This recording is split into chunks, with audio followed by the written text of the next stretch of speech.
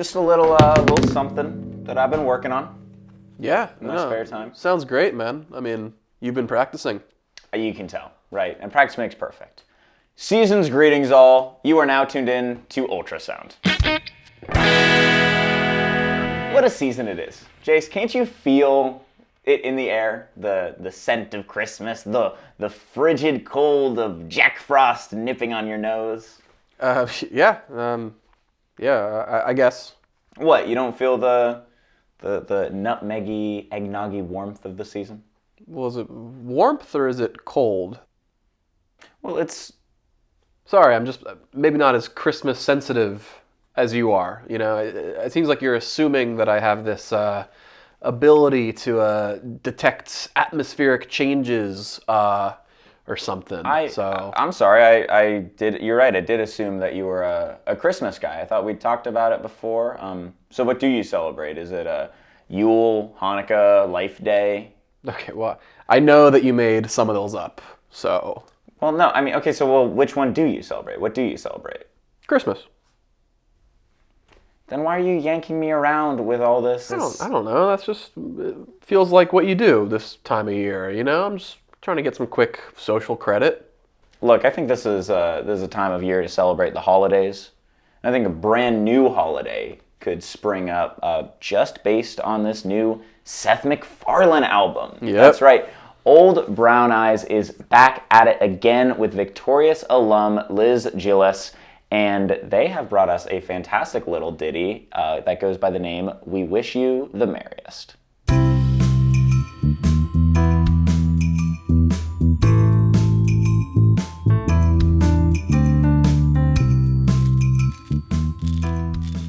Hey, you know what I like? They're wishing us the merriest. Not just merry.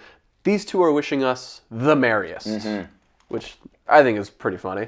And they're sort of putting the casual celebrants to shame. Yeah, exactly. And I think I'm going to start doing it. You know, wishing people the merriest Christmas so that, anybody that they've yet to talk to, I've outperformed. Kind of a winning.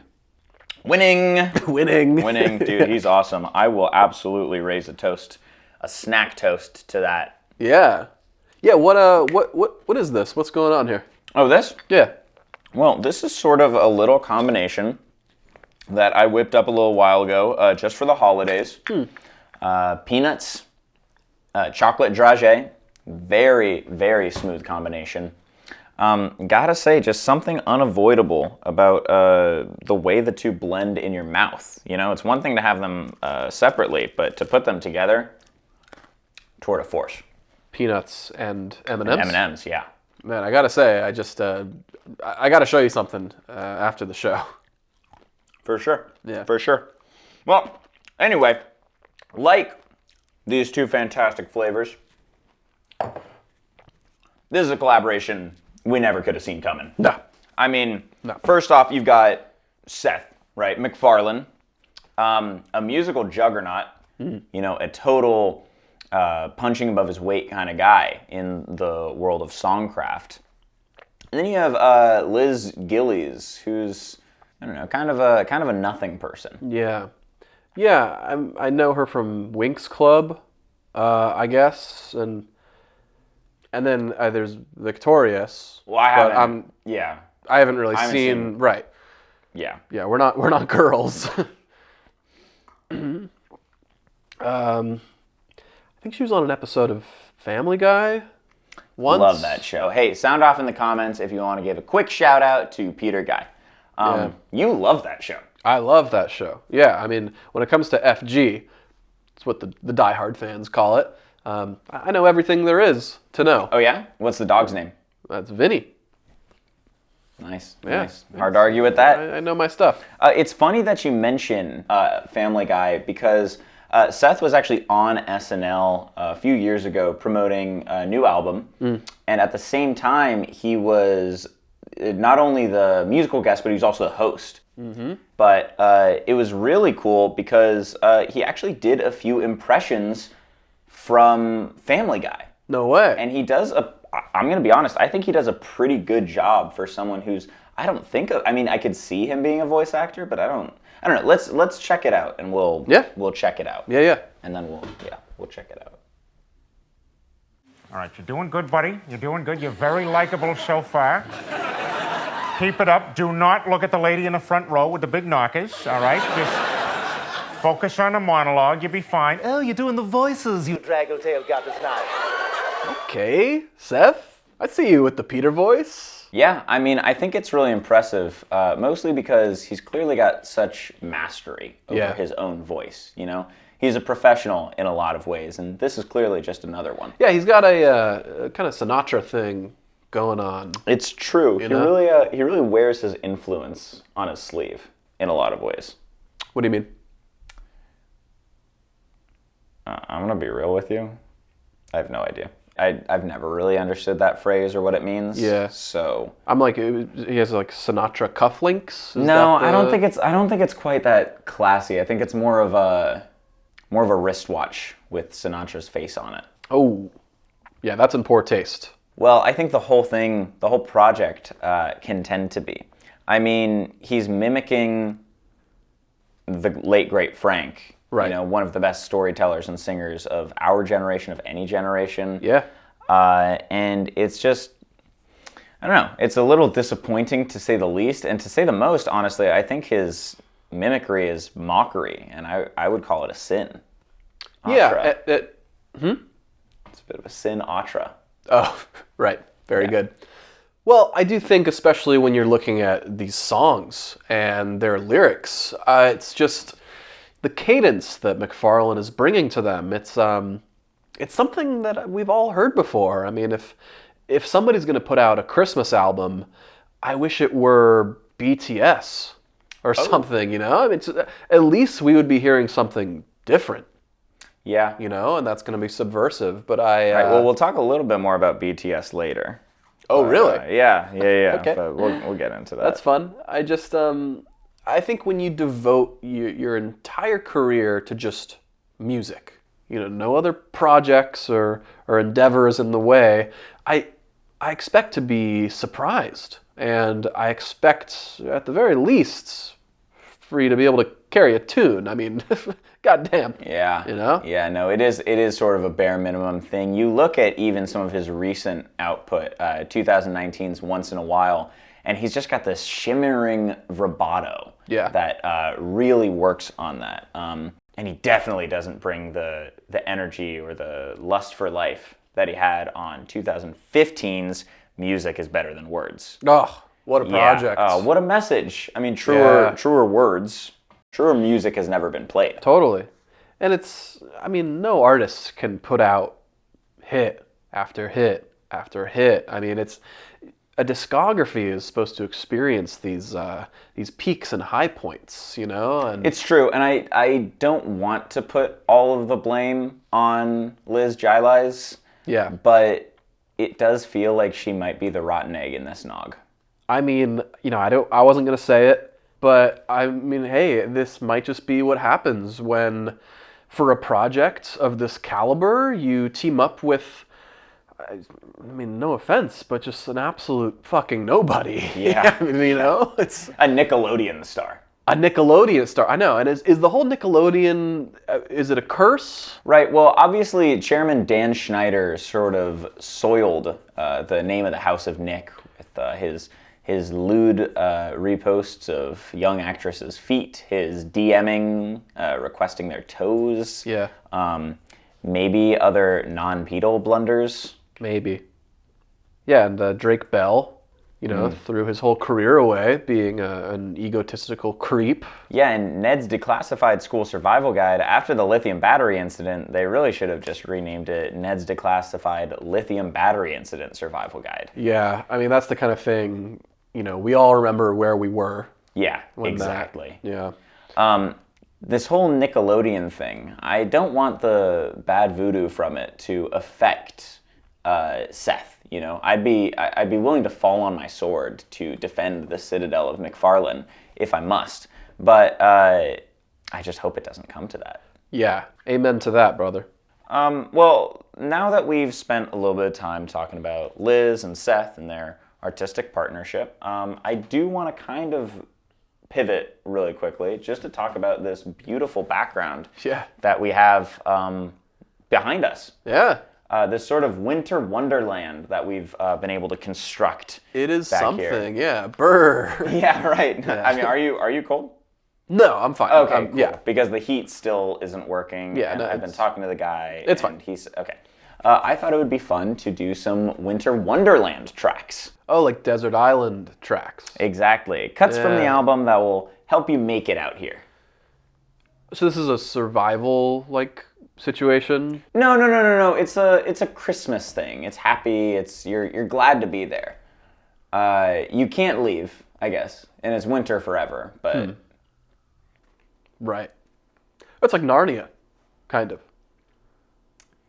yeah, it's like Narnia. Right. Do you want to go ahead and start? Yeah. Well, I feel like a lot of the songs here wasn't that euphemistic towards, but You enthusiastic? yeah.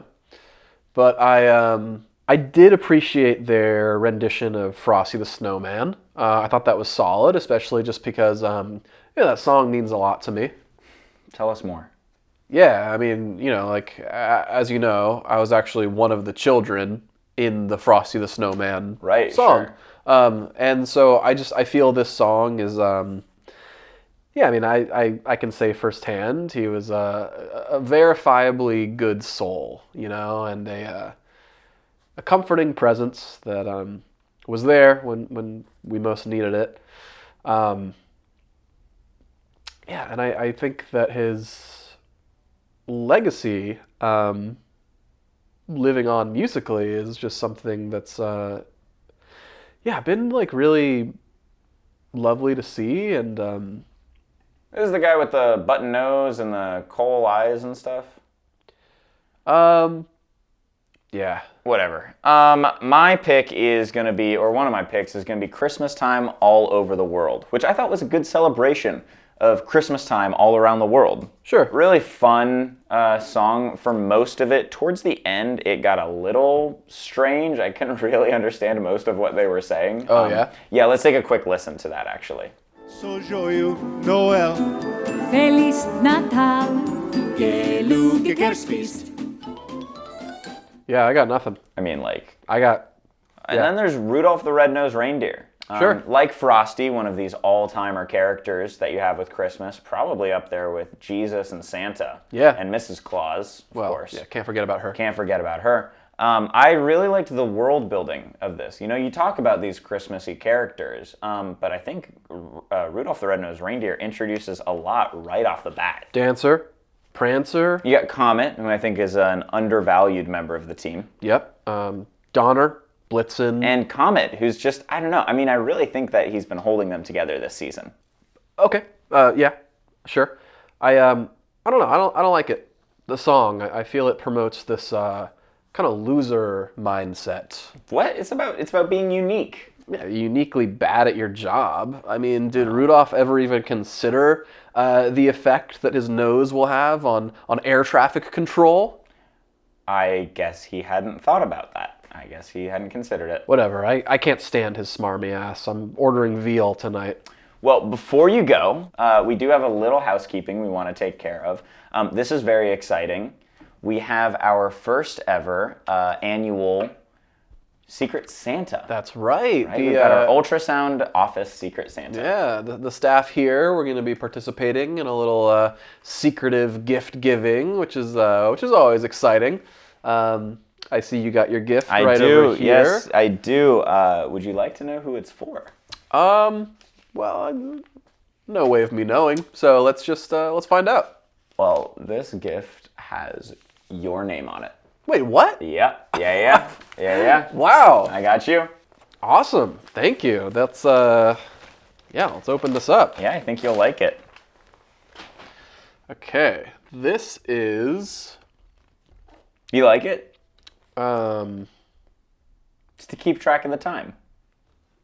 a BTS calendar? Yeah, the Bangtan boys, I mean, you got Jimin, Jin, RM.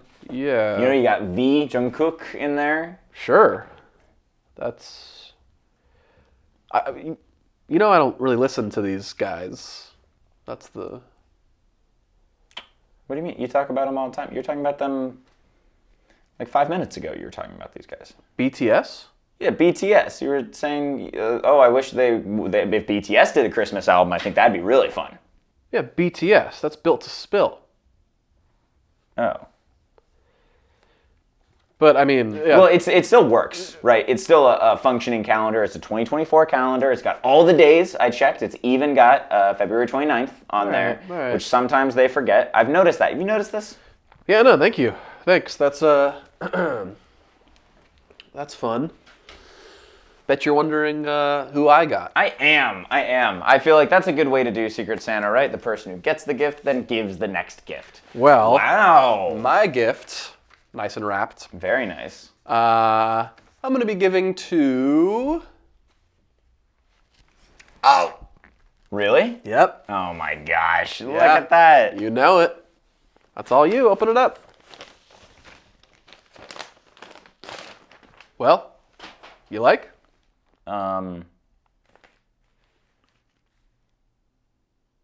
This is a stand-up album. So it's like music, it's a record, but it's a stand-up show that you get to listen to. And it's Vint, all right?